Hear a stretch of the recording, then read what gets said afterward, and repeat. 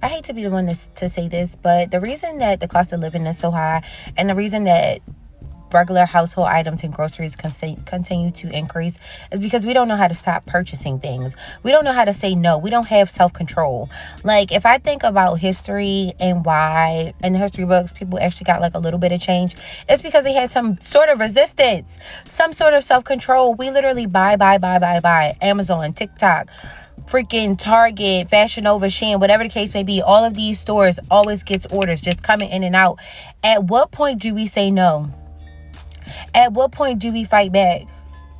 Because the reality of it is the government is looking at us like, okay, they're never going to stop. So why would we decrease the price on anything? Y'all need to just make some more money and fend for yourselves. But no, everybody has to have the latest everything. I don't know. But coming into the new year, January 2025, I will not be purchasing anything that is not necessary. And I say this and I'm holding myself to it because I am tired of eating my money. I am tired of wearing my money. It needs to go somewhere else. Who's with me? Overconsumption in general is definitely a huge problem that we have here in the US, and our eating habits are just one part of the problem. Because if we take a closer look, when you look at people's eating habits, you also tend to notice that they have a certain pattern when it comes to spending and finances. Interestingly enough, there is actually a correlation between people who overeat also tend to overspend as well, which brings me to my next point. Most people are walking around big backed with very little in the bank. Correlation: reasons why your stomach is big and your bank account is on broke. A 2009 study done by Dr. Evan Munster at the University of Mainz in Germany found that people who were in deep consumer debt were 2.5 times more likely to be overweight than those who were debt free. Now, from a behavioral and scientific standpoint, the behavioral habits that we create have an effect on our brains by creating a neural pathway in specific regions. This process is called neuroplasticity, meaning the brain can physically change and adapt based on our repeated actions, which lead to automatic habits that can be positive or negative, depending on our behavior itself. When you perform a rewarding behavior, dopamine is released in the brain, reinforcing the connection between the cue that triggered the behavior and the pleasurable outcome, making you more likely to repeat said behavior. Dopamine is the chemical messenger in your brain responsible for feelings of pleasure, satisfaction, and motivation. And for a lot of people, eating good food and spending money on nice things does it for us every time. Unfortunately, due to people's lack of discipline and impulsivity, most people are not able to create a situation where they're able to financially get ahead. And back to a point I made earlier, as oxymoron as this sounds, some of us are allowing our current situation, the stress of it all, to further spiral us into this repeat cycle of overspending and overeating. And a lot of Americans are in a, pardon my French, effing mood right now, meaning, you're not in a position where you can necessarily have all this money to spend. Your circumstances aren't ideal. The weight on your body may not be ideal. But by this point, you know what? You don't care anymore. You want what you want, so you're going to do what you're going to do. But make no mistake about it, these companies are fully aware of what is going on in this economy. They know that people are living paycheck to paycheck and swimming in credit card debt, yet they find new ways to financially molest you and further entice you to spend money that you don't have. Can we just talk about it? Because, baby, when I was 18, 19 years old, I was collecting credit cards like I was Thanos, for real. I had a Chase card with a credit limit of $10,600. How? I don't know, but I had it at 19 years old. We was getting school refunds, we had high credit card limits, and we had buy now, pay later. I knew the concept of debt, but when you have it all there and available to you, that is a dark rabbit hole that I done went down. Now I'm sitting here at almost 27 years old paying for the mistakes that I made when I was 18 and 19 years old, because I was just charges, afterpay, paying for it, pay once a month. I was tearing it up, and now I'm paying for it. I wish I would have never got a credit card. I wish I could just restart, because I literally touched so much money between grants with school, student loans, credit card debt, money from my job, money that was given to me, all of that stuff. And I still did buy now, pay later. So for those of you who are not familiar with BNPL, aka Buy Now Pay Later is a short-term installment loan that lets you pay for your purchases over time with no interest. And in recent years, this method of payment has tremendously grown in popularity on the internet and social media, and is now being offered by a lot of retailers and business merchants through partnering with companies like Afterpay, Klarna, just to name a few of the popular ones. For example, say I wanted to buy a brand new pair of Nike tennis shoes. Instead of paying that full $160 for the pair of shoes, y'all would only have to pay $40 up front, and then my payments would be spread over a span of 4 to 6 weeks. And so basically every 2 weeks I would pay $40 until the item is paid off. Now this concept of buying now and paying later is definitely nothing new. People have always done installment loans.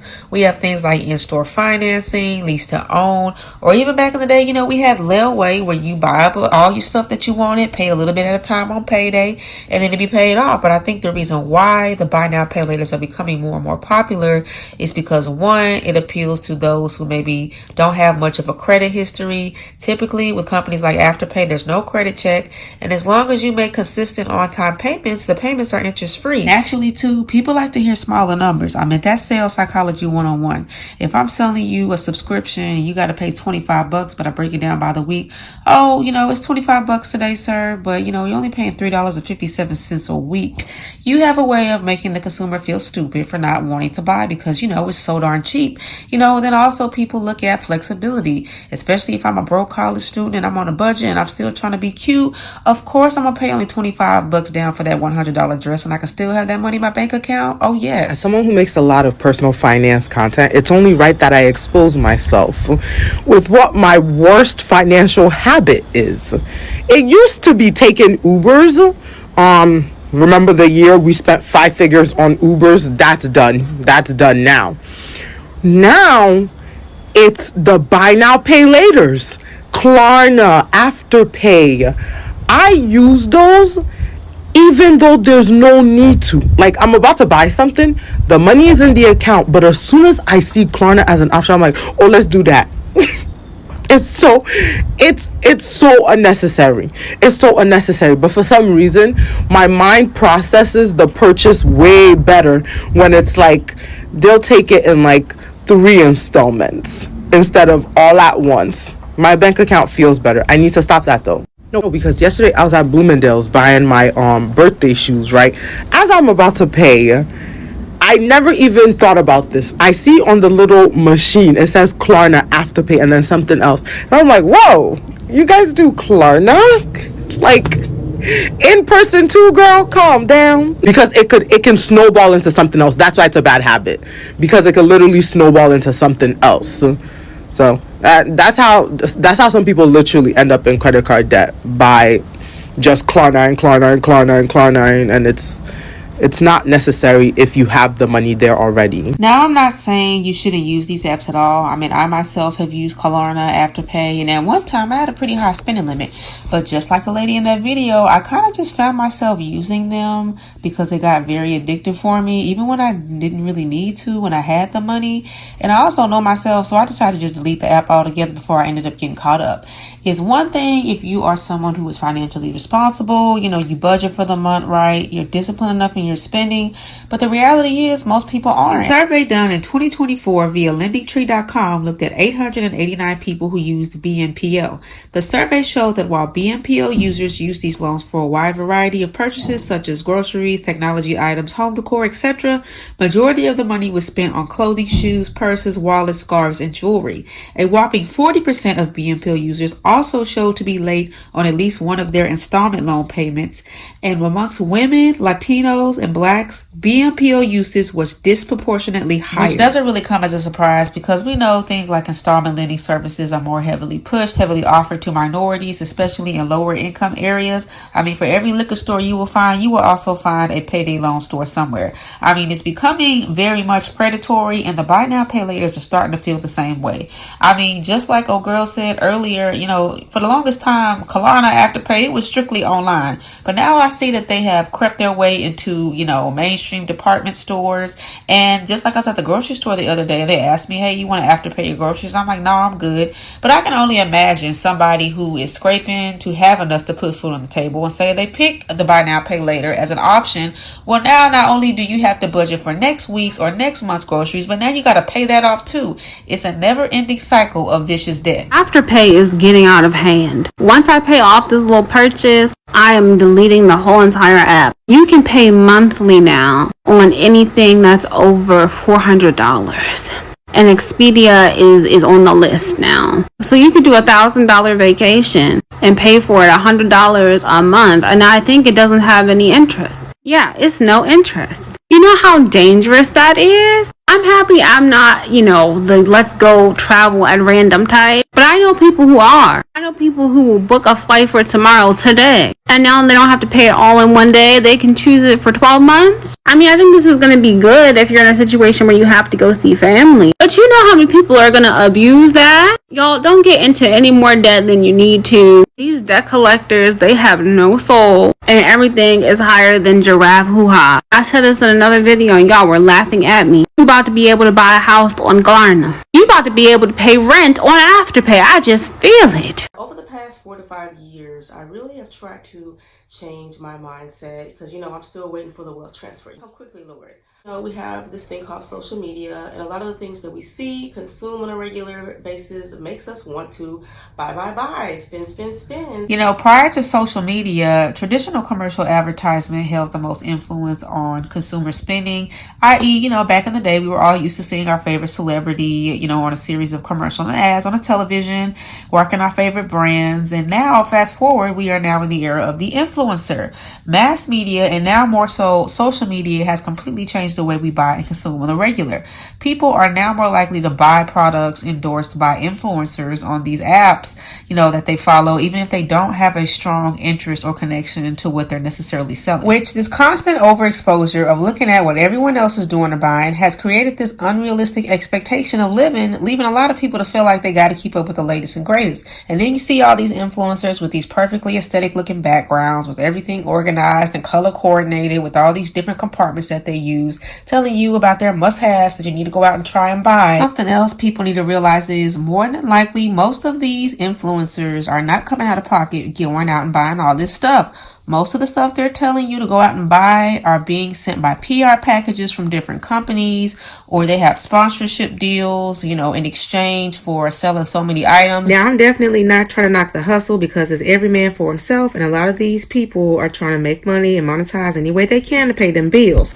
All I'm saying is these influencers give off this illusion that they're living in luxury because they have all this stuff, when in reality they're not. Unpopular opinion, but it is not normal to have 10 mascaras, 30 foundations, 100 lip liners. That is not normal. That is overconsumption. It is normal to have 1, maybe 2 max of each beauty, makeup, or hair care product. It is not normal to have bins and drawers filled with product. But the overconsumption of makeup or any beauty product in general is a direct reflection and cause influencers and influencer marketing 1,000%. So many women and girls see these content creators and influencers showing 10 of their favorite concealers, 10 of their favorite blushes. They feel like they're missing out. They have a sense of FOMO that they need to go buy and try all of these makeup products in order to look like these beauty influencers or these content creators, when in reality, these content creators and influencers are not paying for any of it. This is from brands sending them PR, gifted collabs, whatever it might be. They are not paying for the makeup that they're showing you, but then they're telling you to go buy it. But you know damn well they wouldn't be buying all that makeup and all that product if it was on their credit card. You know that for damn sure, but they're telling you to do it. Speaking on us women especially, because we spend a ridiculous amount on skincare, makeup, and just overall beauty maintenance nowadays.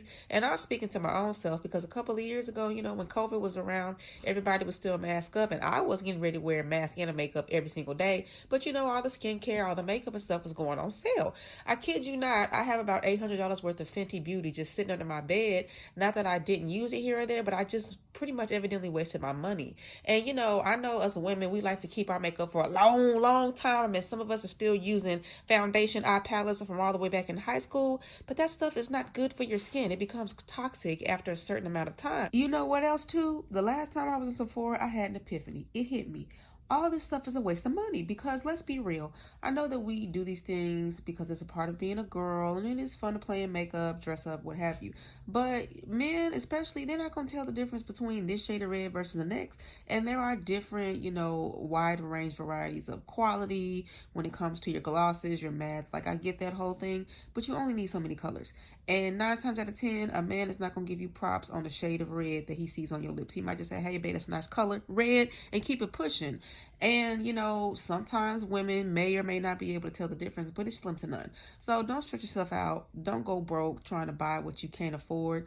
It also behooves me, because when did beauty maintenance consist of waxes, Botox, Lipo 360? I mean, at most back in the day, you got your nails done, your hair did, and your toes done, and kept it at that. But hell, I can't keep up nowadays, and I'm too broke for that matter to do this type of maintenance on a regular that y'all be doing. I really think a lot of people are confused on what beauty services are luxury versus what's a necessity. I just saw this TikTok, and I'm not going to stitch it because the girl was not having a good time and I don't want to pile onto that. But basically she was saying that Miami is super expensive, especially because of how much more beauty services cost. She was saying, like, you got to get your nails done, hair done, lashes, wax, all this stuff adds up. Lashes can be $200. And I struggle to figure out, like, where in the timeline of life we figured out that in your 20s you need nails and feet, hair, lashes, waxes, all done on a schedule every 2 weeks. I'm not trying to be rude, but like, who do you think you are? Like, you're not Big Lotto. You don't need